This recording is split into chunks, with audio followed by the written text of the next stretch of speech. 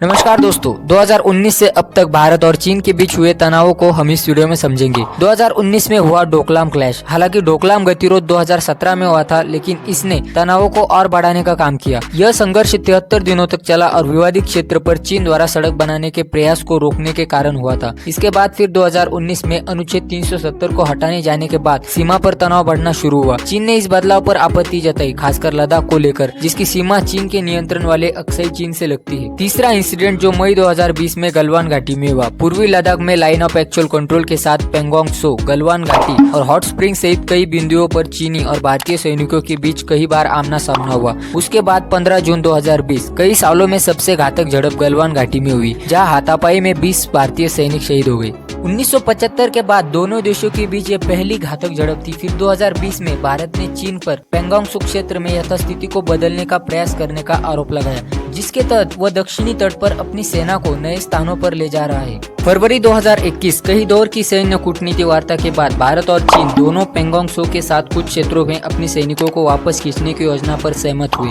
पांचवा इंसिडेंट देपसांग मैदान और घोघरा हॉट स्प्रिंग में हुआ। पेंगोंग त्सो में सैनिकों की वापसी के बावजूद देपसांग मैदान और घोघरा हॉट स्प्रिंग जैसे क्षेत्रों में तनाव बना हुआ है, जहाँ चीनी सैनिक भारतीय गश्त में बाधा डालना जारी रखे हुए। फिर 2022 में अरुणाचल प्रदेश के तवांग सेक्टर में भारतीय और चीनी सैनिकों के बीच झड़प हुई। लद्दाख में LAC से दूर पूर्वी सेक्टर में एक दुर्लभ झड़प थी। भारत और चीन ने 2020 से लेकर अब तक LAC पर तनाव कम करने के लिए कई दौर की सैन्य कूटनीति वार्ता की है। हालांकि सभी क्षेत्रों में पूर्ण विघटन हासिल नहीं हुआ है और कुछ क्षेत्रों में गश्त के आधार पर विवाद बना हुआ है। दोनों देशों ने LAC पर बुनियादी ढांचे का निर्माण जारी रखा है। भारत ने लद्दाख और अरुणाचल प्रदेश में अपनी सड़क और बुनियादी ढांचे को बढ़ाया है, जबकि चीन ने भी तिब्बत और शिनजियांग में सड़कें, हवाई पट्टियां और सैन्य प्रतिष्ठान विकसित किए हैं। भारत की नेबर कंट्रीज में अगर भारत का कोई कॉम्पिटिटर है तो वो है बस चाइना, ना कि पाकिस्तान। तो क्या भारत और चाइना के बॉर्डर डिस्प्यूट सॉल्व हो पाएंगे? कमेंट करिए। और आप में से लगभग 93% लोगों ने अभी तक मेरा चैनल सब्सक्राइब नहीं किया, तो प्लीज जाके सब्सक्राइब करिए और ऐसे इन्फॉर्मेटिव वीडियोस के लिए लाइक करिए।